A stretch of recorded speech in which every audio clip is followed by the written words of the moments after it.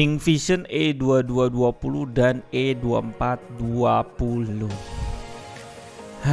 Gua kira Samsung kemarin adalah tipe terakhir gua harus pakai tank top untuk monitor di bawah 2 juta. Tiba-tiba ThinkVision datang dengan tipe ini.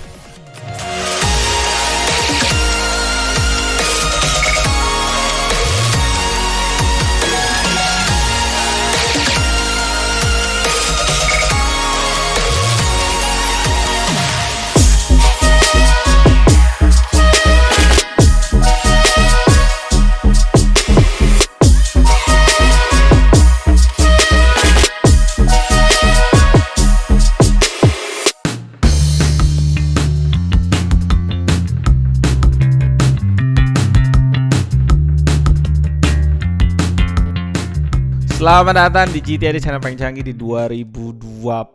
ThinkVision mengejutkan gua dengan keluarin dua tipe yang kayaknya baru launch 1 mingguan lah, kira-kira belum nyampe sebulan. Buat kalian dari kemarin tanya sama gua, "Bang, monitor di bawah 2 juta yang paling akurat warnanya tuh yang mana, Bang?" Dan gua kalau lu baca di komen-komen kan gua selalu jawab kayak gini ya. Rata-rata kualitas di bawah 2 juta mirip-mirip lah, lu nggak usah terlalu pilih-pilih, nggak ada yang akurat banget.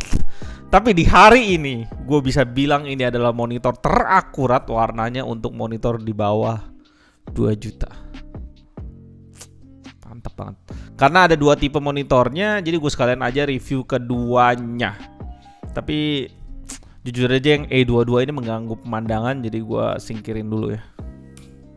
Kedua monitor ini dari aksesoris dan desainnya itu sama persis. Dari boxnya enak, bukaan ke atas gitu, dan rapi banget kalau lo buka. Dan aksesoris yang dikasih itu simple banget. Yang pertama manual book, di situ ada cara pasang dan penjelasan macam-macam ya, kita cuekin. Dan kabel HDMI dan kabel power masing-masing satu. That's it. Untuk aki monitornya ini bentuknya bersudut banget lah ya, terkesan kotak-kotak gitu, agak kaku lah. Dan untuk pasangin ke monitornya kita baut 4 bagian ke VESA di monitor ini yang 10 x 10 cm. Standnya juga berbentuknya kotak gitu aja, kalian bisa lihat. Terus ini kayak ada molding buat tempat apa gitu ya. Mungkin kalau gue bisa pikirin bisa lu taro speaker kayak gini kali ya. Tempatnya cukup rapi, atau pen atau pulpen atau pensil penghapus gitu, cocok banget di sini kayaknya. Yep. Dan kalau kita pegang standnya itu full besi dan di bawahnya dikasih 6 karet penahan. Dan yang dilakukan ThinkVision di sini adalah ngegunain kaki dan stand yang sama di dua monitor ini ya, di 22 dan 24. Stand dan kakinya sama. Ya pastinya untuk hemat produksi juga. Yang membuat menarik adalah di sini ergonomik standnya bisa gua bilang lengkap. Karena yang nggak ada itu cuma swivel aja. Head adjustment, vertikal 2 arah dan tilt itu ada dengan kualitas yang cukup oke. Ya memang sih ya nggak smooth amat, tapi pas kita mainin gue bisa ngerasa bahwa kaki dan standnya itu cukup kokoh. Dan kalau kalian lihat ini bisa gue hajar sampai bawah banget nih. Jarak tangan gue udah nggak bisa masuk nih. Yang jadi masalah menurut gue head adjustmentnya di sini tingginya tuh nggak tinggi banget. Untuk 22 inch mungkin cocok lah ya, untuk di 22 inch dia. Tapi ketika di 24 inch ini kalian harus hati-hati karena pas vertikal itu walaupun gue udah dorong chinnya sampai full gitu ya, masih cukup rentan ke pentok meja kalau kalian kegeser head adjustmentnya sedikit aja. Jadi ya cukup nyebelin sedikit lah. Jadi gue contohin ke kalian, di sini kita bisa head adjustment yang tadi gue udah tunjukin.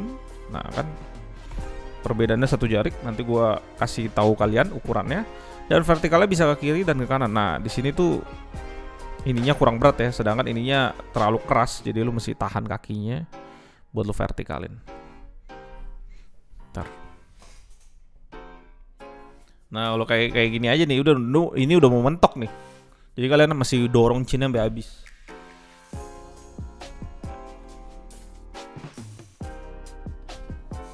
Kalian bisa lihat jaraknya di meja tuh mepet dan kakinya nggak cukup berat untuk menahan kekuatan dari kerasnya, bukan kekuatan, kerasnya vertikal nih kalau kita lihat satu tangan.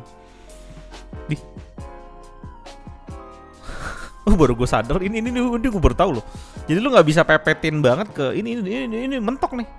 Head adjustmentnya mentok dan ini mentok nih, nggak bisa diratain lagi. Nggak bisa lu kayak dorong ke belakang gitu untuk deketin ke kakinya. Kocak juga.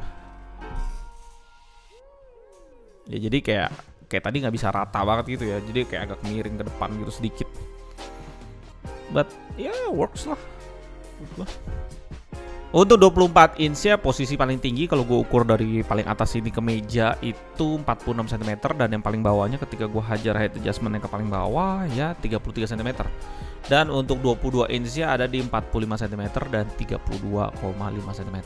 Desain bagian belakang untuk keduanya itu sama persis, ada logo Lenovo di sana, ada tempat untuk pembuangan panasnya dibuka panjang di sini.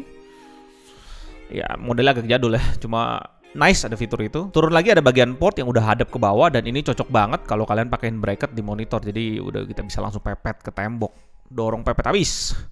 Untuk kedua monitor ini portnya juga sama, satu port HDMI 1.4, satu DisplayPort 1.2, satu port VGA atau DSUB. Bagian bawah monitor ada 7 tombol untuk pengaturan OSD-nya, satu tombol dedicated untuk power, dan 2 tombol untuk pengaturan volume speaker di monitor ini. Nice banget.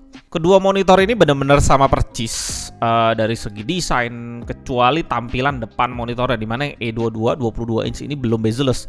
Tebal bezelnya di 1,5 cm, dan untuk E24 24 inch-nya ini udah preset bezel-less, dan gua rasa ini monitor bezel-less tertipis di bawah 2 juta. Lebar 3-side bezel-less-nya udah berikut chassis monitor plastiknya ya, yang menutupi bezel-less di depannya itu sekitar 0,5 cm. Imba sih. Spek lengkap kedua monitor ini juga sama, 21,5 inch dan 23,8 inch, Full HD resolution, IPS panel, flat. Nah, untuk refresh rate-nya menarik. Di website ditulis di 60 Hz, pas gua tes pakai HDMI dan DisplayPort, mantep banget ternyata, bisa 75 Hz. Gigi lah. Panel bit depth-nya standar 6 bits plus FRC, NTSC-nya 72% dengan brightness 250 nits dan kontras 1000:1 standar. Minimum response time-nya di 14 millisecond, dan kedua monitor ini tanpa adaptive sync. Dan ada speaker 2 kali 1,5 watt di sini. Dan kita tes sama-sama seperti biasa.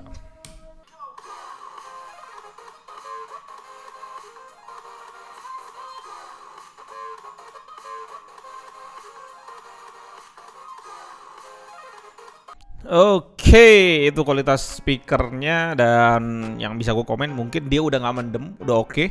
Cuma ya bassnya bukan yang terbaik, nggak terlalu enak, nggak terlalu nendang. Ya speaker standar banget lah yang ada di monitor, dan ya di sini oke-nya buat mengcleankan meja. Jadi lu kalau capek pakai headset ya, kalau lu ngegame gitu ya, lu capek pakai headset kan ya, lu taruh headsetnya, lu masih bisa dengerin podcast, dengerin apa, walaupun definisi dari suaranya tuh nggak terlalu bagus lah. At least dia udah nggak mendem, dan ya kalau gue bisa bilang mungkin yang 2481 VX2481 dari ViewSonic itu soundnya jauh lebih bagus. Dan ini agak sedikit beda juga ya dibanding 22 inch-nya, sekitar 15%. Yang 22 inch-nya lebih kurang gitu ya, lebih jelek gitu lah. Yang 24 inch-nya jauh lebih masih oke lah, masih di batas. Ya begitulah hasil speaker dari sebuah monitor. Ya berikutnya kita masuk ke pengetesan data Color SpiderX. Gue rasa ini yang paling penting, dan kita mulai dari yang E22 dulu, 22 inch ya. Color gamutnya kita dapetin di 90% sRGB, 72% Adobe RGB, 76% DCI-P3, dan 71% NTSC. Brightness di 100% kita dapetin biasa aja di 237,5 dengan kontras rasio 890:1. Agak di bawah speknya ya. Dan white point-nya di sini di 7500 Kelvin, berarti agak kebiruan. Kalau uniformity-nya di brightness 100% agak kurang, terutama bagian kanan monitor itu kurang akurat, max-nya sampai 5,7 delta E. Luminance-nya masih cukup oke, max-nya paling gelap cuma sampai 12%. Nah yang menarik nih, color akurasinya rapi banget untuk 22 inch ya, max-nya di 4,99 dan average-nya luar biasa, bisa serapih 0,86. Nice banget. Ketika dikalibrasi panelnya udah cukup mentok kayaknya, kualitas warnanya max-nya turunnya nggak jauh-jauh banget, cuma di 4,74 dan average-nya turunnya ke 0,79. Rating data Color SpiderX untuk monitor 22 inch sebelum dikalibrasi dikasih 4,0 poin. Masuk ke primadona kita hari ini di 24 inch ya, yang di sebelah kita ini. Color gamutnya kita dapetin di 96% sRGB, 74% Adobe RGB, 75% DCI-P3, dan 71% NTSC. Brightness di 100% kita dapetin 253,4 nits dengan kontras 1030:1. Sesuai spek, nice. Dan white point-nya juga agak kebiruan di 7100 Kelvin. Kalau uniformity-nya di sini rapi, nggak ada sisi yang terlalu gelap ngeganggu gitu. Maksudnya cuma sampai 2,3 delta E titik bagian bawah kanan. Luminance uniformity-nya di brightness 100%, agak gelap 3 titik bagian bawah, max-nya sampai 14%, sisanya tuh di bawah 10% lah ya. Nice. Color akurasinya di sini ada sesuatu yang menarik. Semua monitor ini gue tes pakai DisplayPort, dan di A22 gue inget ganti modenya ke Nvidia color setting. Di A24 ini gue lupa dan langsung aja gue tes, jadi settingannya masih default color setting. Hasilnya jujur buat gue kaget. Max-nya memang tinggi banget di 6,23, tapi average-nya gila, bisa sampai sentuh ke 0,63 delta E. 97% warnanya di bawah 1 delta E-nya. Nice, gila. Setelah ganti ke Nvidia color setting, max-nya memang turun ke 5,15, tapi average-nya naik ke 0,81. Jadi gua kalibrasi sekalian, max-nya turun ke 4,91 dan average-nya turun ke 0,64 delta E. Ini imbang banget sih. Rating yang dikasih SpiderX untuk monitor ini secara default tanpa dikalibrasi di 4,0, dan data yang gue bacain ke kalian dari tadi selain color akurasinya itu semuanya Nvidia color setting. Buat kalian yang nggak ngerti gue ngomongin Nvidia color setting, kalian bisa cek videonya, ada di sini gue taruh ya di cardnya. Dan untuk data color akan gue slideshow semuanya, sama pengetesan bleeding dan OSD, videonya juga ada di card di atas ini. ThinkVision A22 di 22 inch kita bisa dapetin di 1,4 juta, dan A24 untuk 24 inch-nya di 1,6 juta. Dengan kedua monitor ini kasih kita garansi full 3 tahun. Gila banget. Oke, gue mau bahas spesifik untuk A24 ya. Jadi A22-nya ya pelengkap aja lah. A24 ini benar-benar ngukir sejarah untuk hari ini sebagai salah satu monitor dengan value to performance yang tertinggi di bawah 2 juta. Gue bisa dedikasiin monitor ini terbaik dari segi speknya dengan harga yang dikasih. Saingannya yang di bawah 2 juta di sini rata-rata gue udah review semua. AOC 24 B1XH5 1,5 juta. Berikutnya ada Samsung S24 R350 1,6 juta. Ada ViewSonic VA2432H garansi 3 tahun full 1,5 juta. Ya, berikutnya ada ViewSonic VX2481MH, kalau salah ini H atau MH, gue lupa yang kodenya yang mana yang MH. Garansinya 3 tahun full 1,9 juta. Berikutnya ada AOC 24G2E5 1850. Berikutnya ada AOC 24V2Q 1,6 juta, dan ada LG juga 24MK600 di 1,9 juta. Dan terakhir ada MSI G241 VC garansi 3 tahun di 2250. Mungkin kedua terbaik setelah ini cuma ada Samsung S24 R350 dari segi speknya, karena dia udah 300 nit dan 8 bit murni. Tapi sisanya dia kalah telak, terutama masalah garansi yang cuma 1 tahun dengan harga yang sama-sama 1,6 juta. Tapi di sana juga nggak ada ergonomic stand, nggak ada speaker juga ya. Di sisi lain ada ViewSonic yang kasih garansi 3 tahun di VA2432. Kualitas bodinya di situ kurang dan ergonomic standnya itu nggak ada. Dengan akurasi warna yang biasa aja, ya kalah telak juga sama monitor ini. Untuk V2Q karena nggak ada face-nya dan kakinya mati, jadi kita nggak usah bahas lagi. Sisanya di harga 1,6 juta ke atas ya nggak usah dibahas lagi, kayak G2E5, HP 24MH gitu ya. Semua jadi nggak worth it sama sekali. Karena di sini udah dikasih semuanya, lu apa yang lu nggak dapet sih di sini?